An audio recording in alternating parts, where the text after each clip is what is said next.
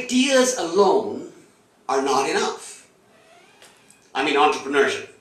Not everyone is or can be an entrepreneur. I contend this, and I've done very unscientific anecdotal research about the risk gene. And it's really not a risk gene. It's a virus, because you don't inherit it.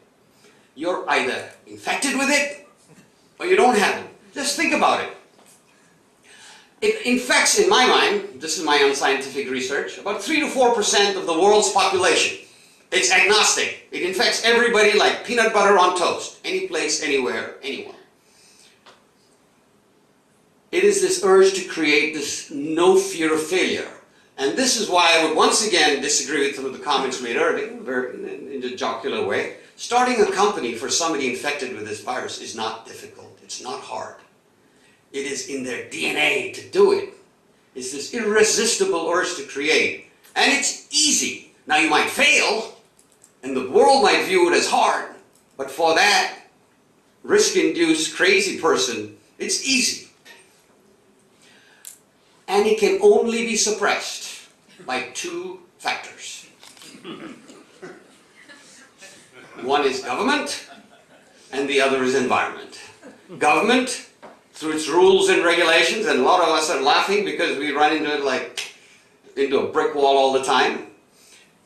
And the rule of law, or the lack of it, or the slow response to the need for the rule of law, and all of the rules and regulations that inhibit entrepreneurship. For instance, a great case in point is India itself in 1991. This nation was almost bankrupt. We were on the verge of becoming another Greece, till 2 men, Narasimha Rao and Manmohan Singh, realized that and loosened up some of the rules. Not all of them, but some of them. And then India took off and succeeded in spite of itself, I would contend. And it was around the same time, in 1991, in the United States, a group of successful Indo-American entrepreneurs got together. You know, back in those days, India was not cool. We were not very successful people over there, over here. We're supposed to be engineers in the back room, developing software, or, you know, being the accountant or being the doctor, but not people who started businesses. But there were some of us who had sort of made it.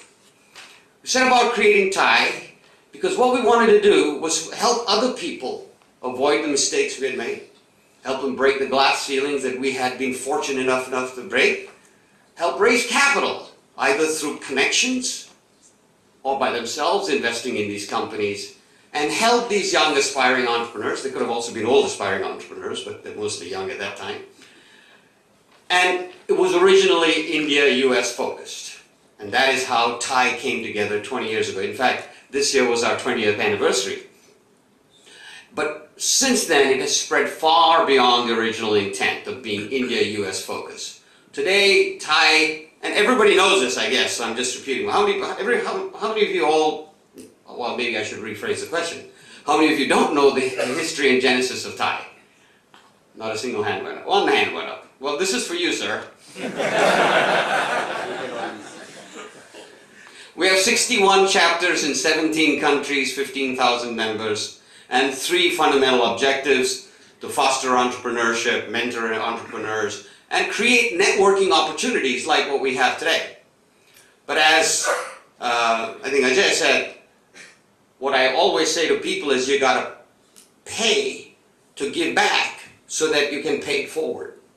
You pay to give back to pay forward. That's the whole idea behind TiE. The role of TiE could be a lot. Could be mentoring, fostering, all these wonderful adjectives. Educating, networking, globalizing. We even create a word called entrepreneuring. But in the end, what TiE is all about is to help startups start up. So what we did this evening earlier on is smack dab in the middle of our crosshairs. And it's appropriate right now that I really have to say one of the great accolades of tonight is to TiE Pune. So let's have one. TiE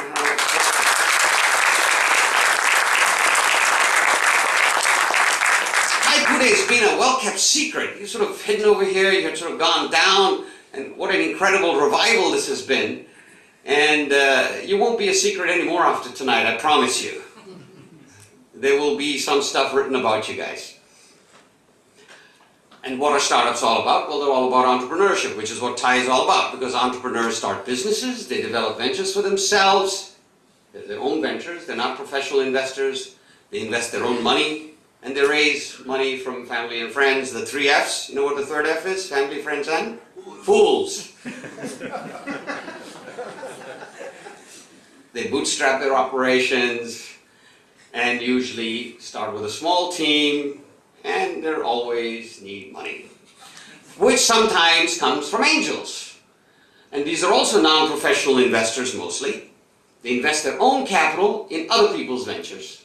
Entrepreneurs invest their own capital in their own ventures. Angels invest them in other people's investments, and they take equity positions. But they also deliver, and James was very good at pointing out what angels bring, what TiE angels bring to and mentoring brings to startups and entrepreneurs, is that soft capital.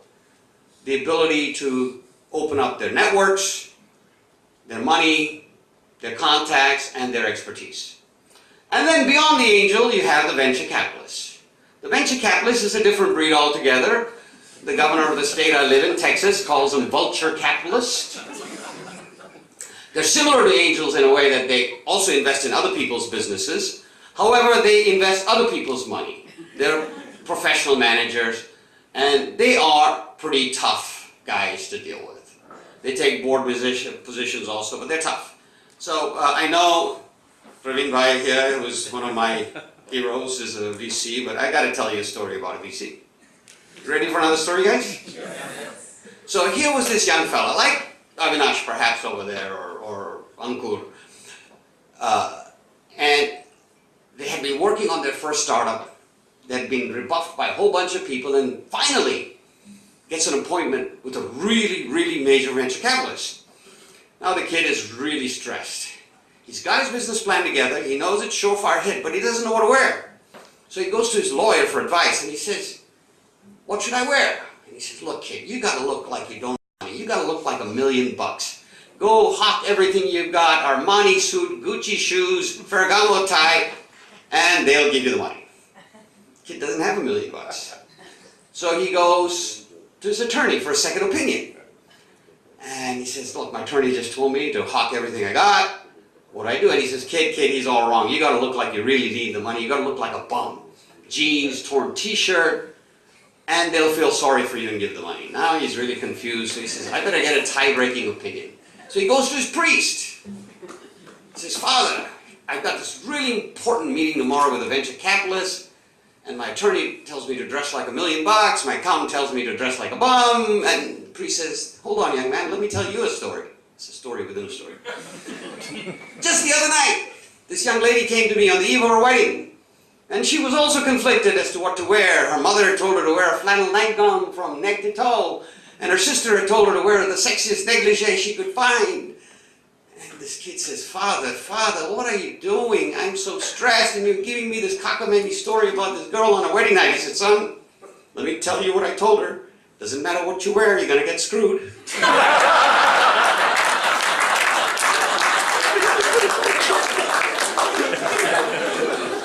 No, they're not that bad, but... And in fact, in the US, venture capitalists invest a staggering $32 to $33 billion a year into startups. That's bigger than the GDP of half the UN countries. And they do provide access to their networks, their portfolio companies. And what's a private investor's view, many of which are possibly sitting in this room and looking at companies that present it. And by the way, one of the things I'd like to tell you guys is that, even though I was completely blown away with all of what you guys said, there's one thing that was missing in an investor presentation, which I think that's what it was intended to be, correct? Intended to be investor presentations, or was it just supposed to be information? You need to tell us what share of the company you intend to offer us for your 2.5 crores ask, or what your pre-money valuation is. At least a starting point for negotiation. We're not venture capitalists, so we're not going to screw you. But at least there should be a starting point for negotiation. So that was what was missing in all 7 presentations, was your pre-money valuation or your percentage for the ask.